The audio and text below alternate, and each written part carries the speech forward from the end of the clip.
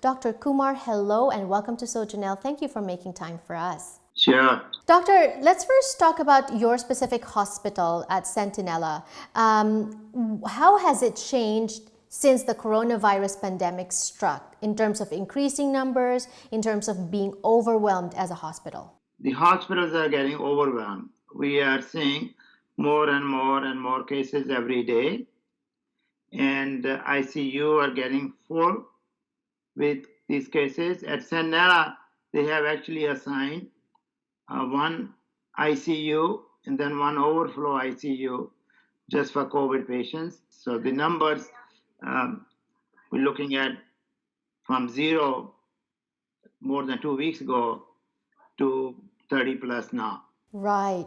And when you see these patients that are eventually testing positive for the virus, what kind of symptoms do you see in them? Because I hear that it changes.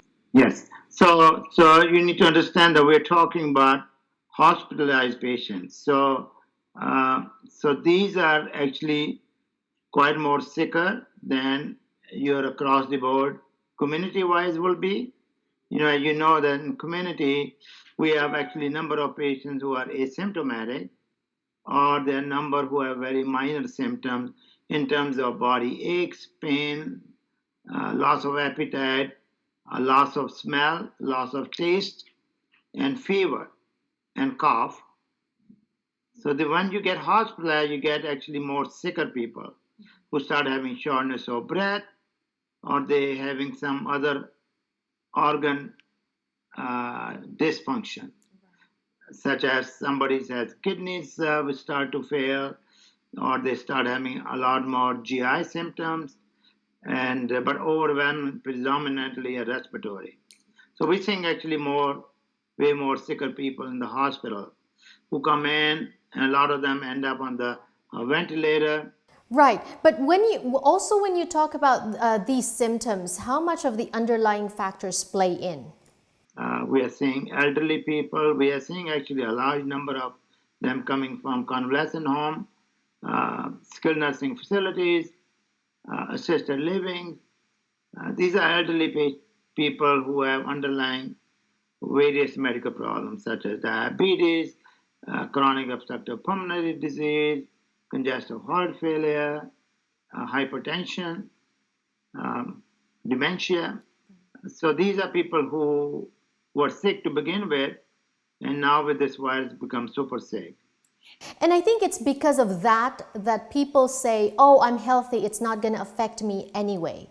And we're trying to give information to debunk that thought. We are seeing actually people who were previously totally healthy, and they're coming in, which they thought initially that they had something very minor, and a week later they develop into full-blown symptoms.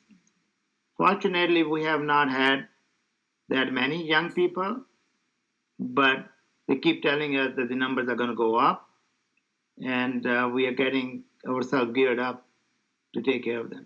In your experience, 20 years as an ICU doctor, how seriously should we take this? So I just want to get this message across to people. Friends, this is not flu. This is nowhere near like flu.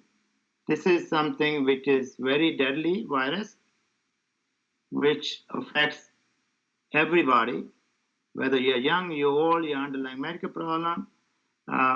Your chances of getting way more sicker goes up if you have underlying medical problem. But just because if you don't have underlying medical problem does not give you surety that you're not going to get sick, and it could be spreading to you. So that's why, in my opinion, the best treatment for this is prevention.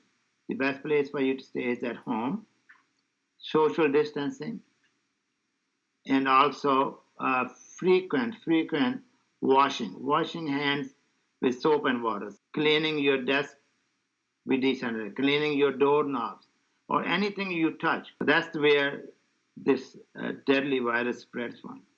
Well, thank you so much, Doctor, and God bless you for everything that you're doing. Thank you for your sacrifice and your service.